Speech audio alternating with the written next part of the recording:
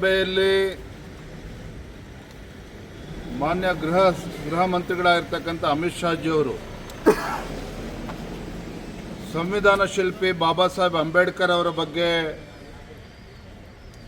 ಹೇಳಿರುವಂಥ ಮಾತುಗಳನ್ನು ತಪ್ಪಾಗಿ ಬಿಂಬಿಸಿ ಕಾಂಗ್ರೆಸ್ ಪಕ್ಷದವರು ಅದನ್ನು ವಿಡಿಯೋ ಎಡಿಟಿಂಗ್ ಕೂಡ ಮಾಡಿಸಿ ಅಮಿತ್ ಶಾಜಿಯವರ ಬಗ್ಗೆ ತಪ್ಪಾಗಿ ಬಿಂಬಿಸ್ತಕ್ಕಂಥ ಕೆಲಸ ಒಂದು ಷಡ್ಯಂತ್ರ, ಒಂದು ಪಿತೂರಿ ಮತ್ತು ಕಾಂಗ್ರೆಸ್ ಪಕ್ಷದವರು ಮಾಡ್ತಾ ಇದ್ದಾರೆ. ನಾನು ಕಾಂಗ್ರೆಸ್ ಪಕ್ಷದ ಅಧ್ಯಕ್ಷ ಆಗಿರ್ತಕ್ಕಂಥ ಮಲ್ಲಿಕಾರ್ಜುನ್ ಖರ್ಗೆ ಅವರಿಗೆ ನಾನು ಕೇಳೋದಕ್ಕೆ ಇಚ್ಛಪಡ್ತೇನೆ. ಬಾಬಾ ಸಾಹೇಬ್ ಅಂಬೇಡ್ಕರ್ ಅವರಿಗೆ ಅವಮಾನ ಮಾಡಿರ್ತಕ್ಕಂಥ ಪಕ್ಷ ಇವತ್ತು ಯಾವ್ದಾರು ಇದ್ರದ್ದು ಕಾಂಗ್ರೆಸ್ ಪಕ್ಷ. ಕಾಂಗ್ರೆಸ್ನವರು ಇವತ್ತು ಬಾಬಾ ಸಾಹೇಬ್ ಅಂಬೇಡ್ಕರ್ ಅವರಿಗೆ ಅವಮಾನ ಮಾಡಿರ್ತಕ್ಕಂಥದ್ದು.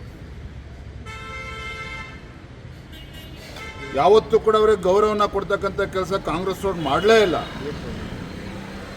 ಚುನಾವಣೆಯಲ್ಲಿ ಸೋಲಿಸಿದ್ರಿ, ಲೋಕಸಭಾ ಚುನಾವಣೆಯಲ್ಲಿ ಸೋಲಿಸಿದ್ರಿ.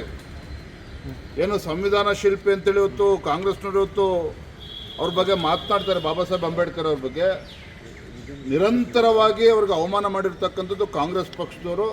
ಇವತ್ತು ಬಾಬಾ ಸಾಹೇಬ್ ಅಂಬೇಡ್ಕರ್ ಅವ್ರ ಬಗ್ಗೆ ಮಾತನಾಡ್ತಕ್ಕಂಥ ಒಂದು ಯೋಗ್ಯತೆಯೂ ಕೂಡ ಇವತ್ತು ಕಾಂಗ್ರೆಸ್ ಪಕ್ಷ ಉಳಿಸ್ಕೊಂಡಿಲ್ಲ. ಅದರ ಬದಲಾಗಿ ಸಂವಿಧಾನ ಶಿಲ್ಪಿ ಬಾಬಾ ಸಾಹೇಬ್ ಅಂಬೇಡ್ಕರ್ ಅವರಿಗೆ ಗೌರವ ತರ್ತಕ್ಕಂಥ ಕೆಲಸ ಮಾಡಿದ್ದಾರೆ ಅಂತ ಹೇಳಿದ್ರು ಭಾರತೀಯ ಜನತಾ ಪಾರ್ಟಿ ಮಾಡಿದೆ, ಪ್ರಧಾನಮಂತ್ರಿ ನರೇಂದ್ರ ಮೋದಿಜಿಯವರು ಮಾಡಿದ್ದಾರೆ, ಅಮಿತ್ ಶಾಜಿಯವರು ಮಾಡಿದ್ದಾರೆ. ಬಾಬಾ ಸಾಹೇಬ್ ಅಂಬೇಡ್ಕರ್ ಅವರ ಜೀವನದಲ್ಲಿ ಪ್ರಮುಖ ಸ್ಥಳಗಳನ್ನು ಇವತ್ತು ಪಂಚತೀರ್ಥಗಳನ್ನಾಗಿ ಇವತ್ತು ಅಭಿವೃದ್ಧಿಗೊಳಿಸಿ ಇವತ್ತು ಇಡೀ ಪ್ರಪಂಚಕ್ಕೆ ಬಾಬಾ ಸಾಹೇಬ್ ಅಂಬೇಡ್ಕರ್ ಅವರ ಒಂದು ಗೌರವನ ತರ್ತಕ್ಕಂಥ ಕೆಲಸ ಇವತ್ತು ಭಾರತೀಯ ಜನತಾ ಪಾರ್ಟಿ ನರೇಂದ್ರ ಮೋದಿಜಿಯವರು ಮಾಡಿದ್ದಾರೆ.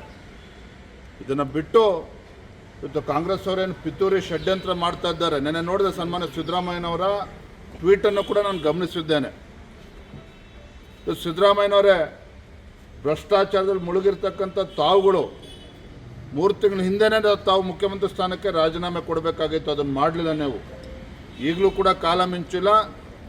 ಮುಖ್ಯಮಂತ್ರಿ ಸ್ಥಾನಕ್ಕೆ ರಾಜೀನಾಮೆ ಕೊಟ್ಟು ನಿಜವಾಗ್ಲೂ ಕೂಡ ನೀವು ಪ್ರಾಮಾಣಿಕರಾಗಿದ್ದರೆ ಇವತ್ತು ಒಬ್ಬ ದಲಿತರನ್ನು ಮುಖ್ಯಮಂತ್ರಿ ಮಾಡೋದಕ್ಕೆ ಅವಕಾಶ ಮಾಡಿಕೊಡಿ.